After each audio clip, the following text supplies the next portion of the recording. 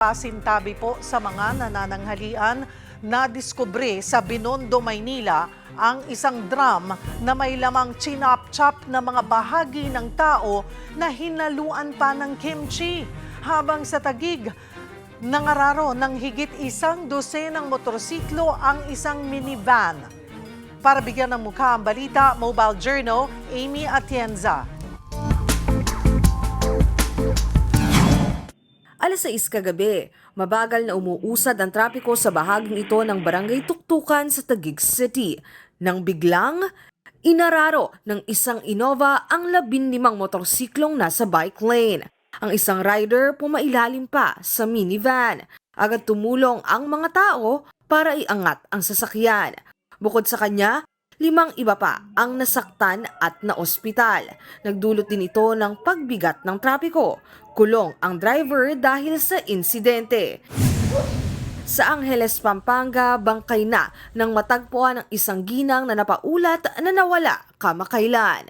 Nadiskubring ibinaon sa kanilang bakuran ang labi ni Maria Teresa Mamak. Patuloy namang hinahanap ang itinuturong person of interest, ang family driver nila na naroon sa bahay ng biktima noong gabi na nawala ang ginang.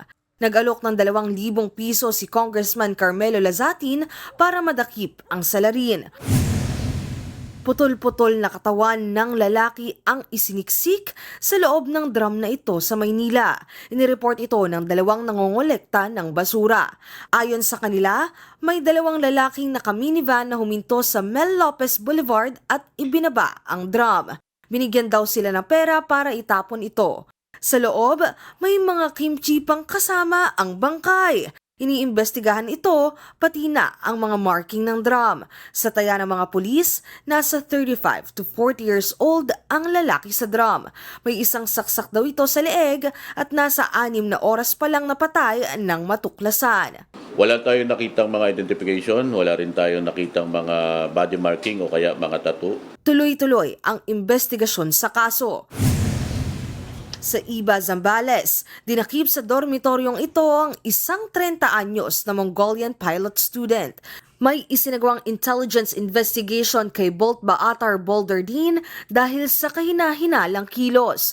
Habang nasa flight exercise, kinukuhanan niya raw ng aerial photography ang Iba Airport at ang palibot ng Palawig River. Possible isa siyang conducting espionage sa Pilipinas at doon siya ay ayon po sa report, siya po ay kumukuha ng mga pictures doon sa area sa Zambales na alaman po natin na ito po ay ngayon contested area po ito ng iba't ibang bansa including yung Pilipinas at sa China. Sa pag-iimbestiga, na lamang nagtapos si Boltar sa University of Mongolia at Civil Aviation University of China. Nakuha niya ang kanyang lisensya bilang jet fighter pilot sa People's Liberation Army Air Force Aviation University. Pero hindi niya idineklarang jet fighter pilot at militar siya nang mag-enroll sa flying school sa Zambales. Jet fighter pilot po siya, nag-aral din siya doon sa China. At isa sa nakikita ng ating intelligence group na possibility po, siya po ay ginagastuhan, finance ng Chinese government.